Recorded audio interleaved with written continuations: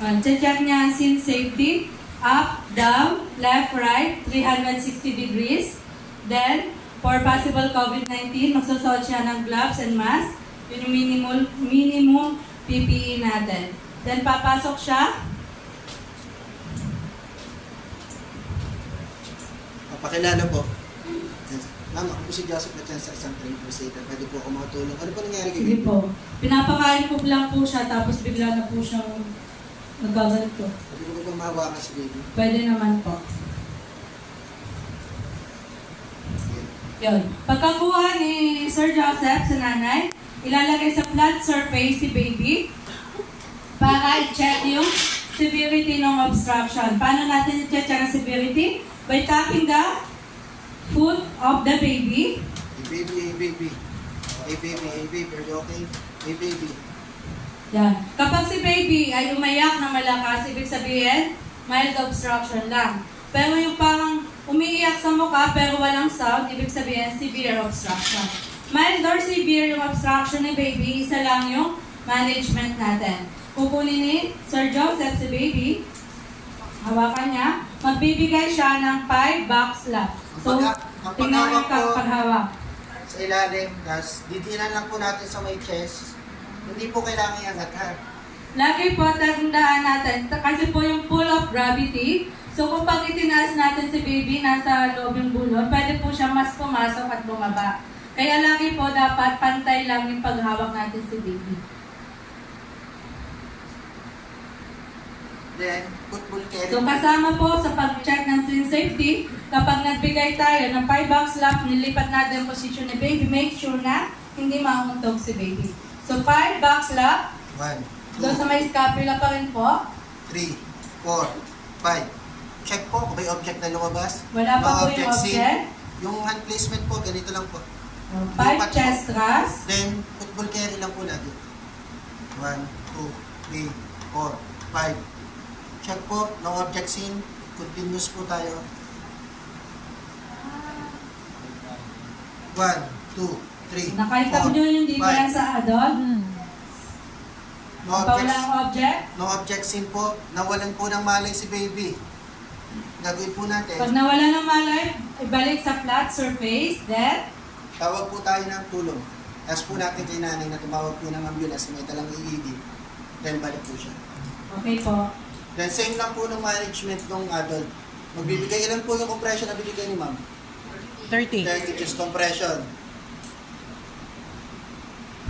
1, 5, 6, 7, 8, 9, 10, 11, 12, 13, 14, 15, 16, 17, 18, 19, 20, 21, 22, 23, 24, 25, 26, 27, 28, 29, 30. Then check po natin yung airway, kung lumabas na yung object, no object scene. Continuous lang po. 1, 2, 3, 4, 5, 6, 7, 8, 9, 10, 11, 12, 13, 14, 15, 16, 17, 18, 19, 20. Object scene, remove using pinky finger. Finger sweep. Then, Palit ng remove gloves. yung gloves. Palit ng bago. Then, Assess kung Assess kung natin. umiyak na yung bata. Yung responsiveness. Hey baby, are you okay? Hey baby, are you okay? Hey baby, are you okay? Kung lay rescuer kayo, chest rise and fall. Kung healthcare provider kayo, brachial pulse, kasabay ang chest rise and fall. 1001, 1002, 1003, 1004, 1005, 1006, 1007, 1008, 1009, 1010. Kung ang victim nyo is walang hininga pero may pulso, magbibigay kayo ng rescue breathing. Ilan sa infant? rescue. Sa loob ng 2 minutes, ilan? 40 to 60? Paano po yung counting nun? 1,002. 1,000. Breath. Breath, 1,002 Breath, 1,000. 40 to 60 within 2 minutes. So, yun po yung EPA management natin sa infant. Pero kung na-remove na po yung object, umiyak na yung baby, okay na siya, ang gagawin natin is Recovery position. position.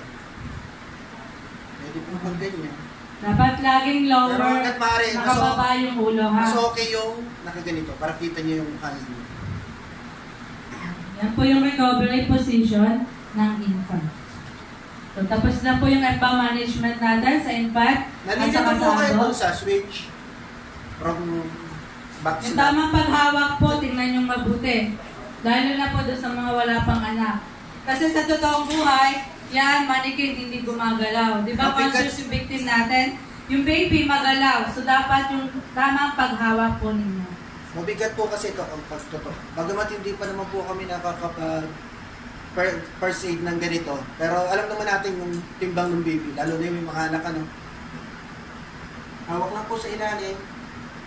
Secure po natin yung jaw, pero hindi po natin sasakalin. Then diretso na po natin. Kaya po nagpo-football carry, kaya po natin iniipit. Saka siguraduhin po natin na nakalapat siya dito. Kasi once na hindi siya nakalapat at nag-back slap kayo, sumusunod lang. Dapat naka-contact po. Saka, tingnan nyo to. Ito naka-slant kasi by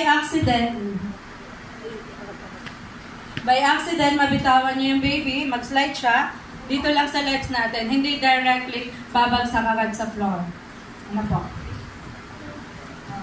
Pagkalipat na, para magbigay ng chest thrust, tingnan nyo yung hawak ni Sir John. 5. Hawak lang po sa likod, balik sa tiyan.